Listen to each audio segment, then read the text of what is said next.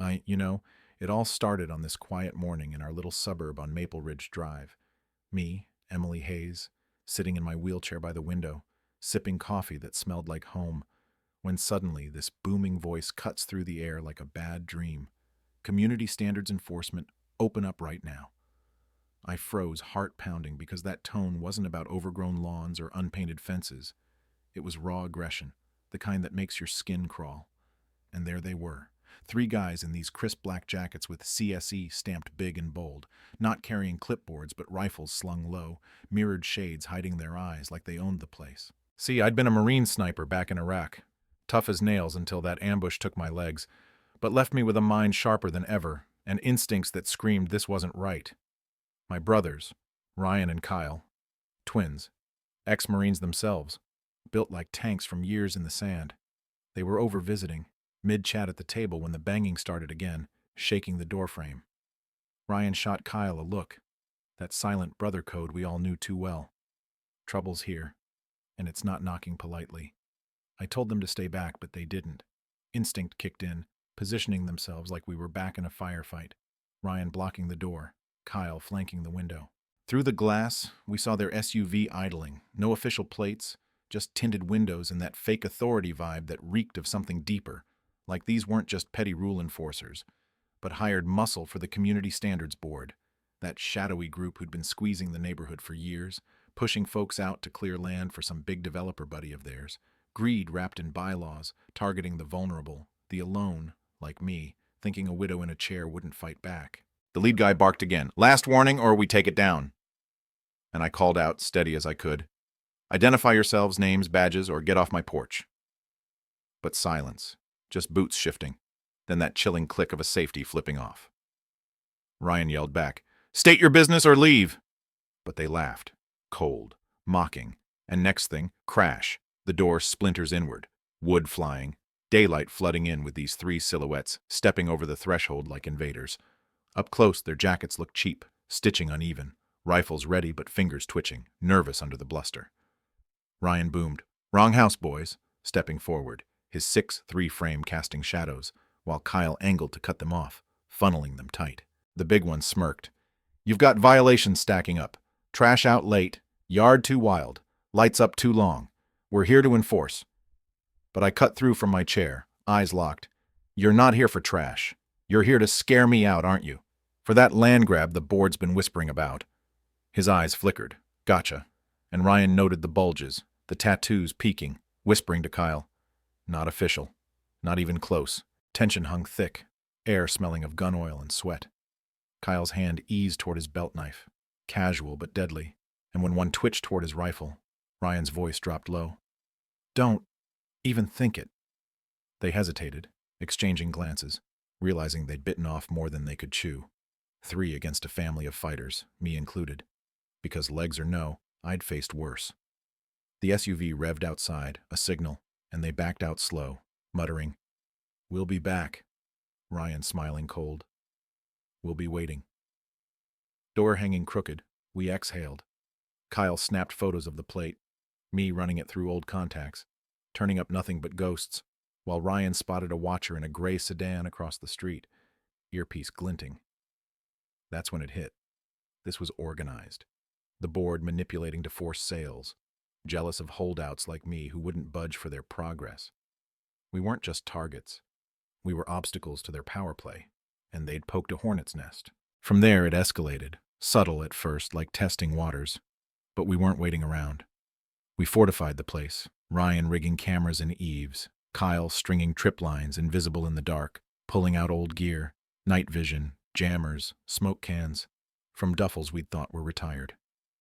Not standard neighborhood watch, I quipped, but inside, fear mixed with fury. This board, led by that slick Victor Lang, had fined widows bankrupt, bulldozed gardens over violations, all to grease palms for condos that'd erase our quiet streets.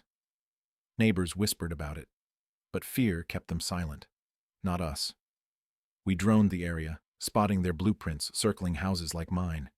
Elderly Mrs. Ellis down the block, the Parkers with health issues, all easy marks for intimidation, red dots on a map that screamed land grab.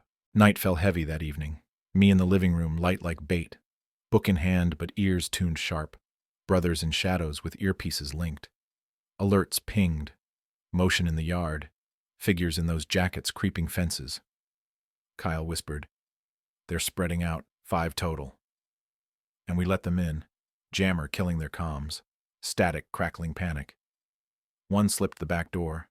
Kyle ghosted behind, arm locking his neck, zip-tying silent into the laundry. Ryan took another in the hall, muzzled a ribs. "Don't move," disarming him clean. We herded 2 inside, me facing them cool. "Why my house? Why the dark?" The tall one stammered, "Orders from the board. Push you out. Make examples." Confirming it. Victor's grudge. Me refusing to sell after my husband passed, blocking his deal. Outside, the rest hesitated, then rushed. Kyle and Ryan melting into night. Takedowns swift, shoulders slamming, legs sweeping. No shots fired. Just precision that left them bound in the yard. Lined up against the house, jackets dirtied. They look small now. Me rolling forward, voice steady. "You came to bully a woman alone, thinking I'd fold for your boss's greed. But you forgot. I've stared down real threats, and my brothers. They've ended worse." Ryan leaned in.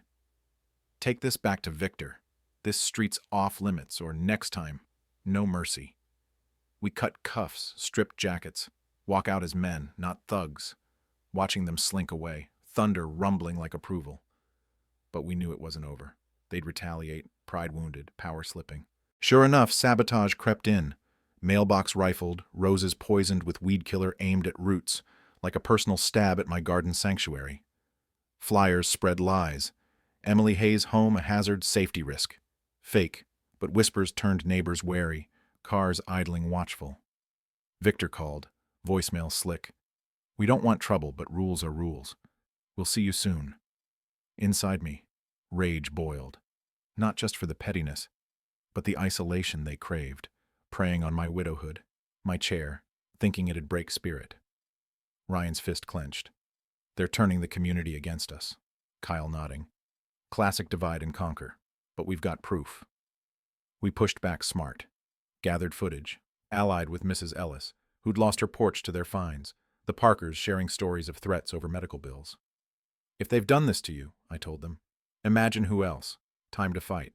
We fed it to a reporter, envelopes thick with evidence. This board's a racket, harassing for land deals. Victor pulling strings from grudges old as that failed partnership my husband turned down. Momentum built, quiet resolve turning tide, until the raid, trucks rolling up bold, Victor smirking front and center, banging, "Inspection now or fines triple."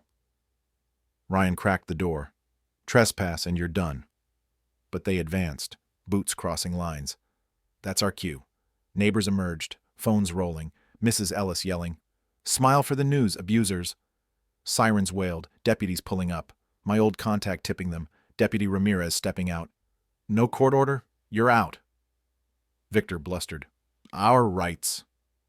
But me from the doorway, voice cutting, "Your rights end at my fence, Victor. You thought you could erase us for profit, but look around, the town's watching."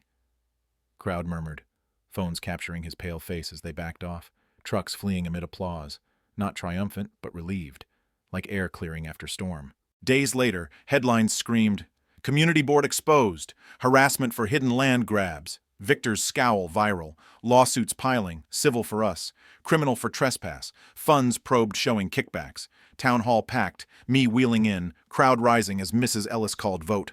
Remove this board, enough bullying." Hands shot up, Victor ousted, pale and sputtering. "This isn't fair." Ryan quipped low, "Fair's what you denied us."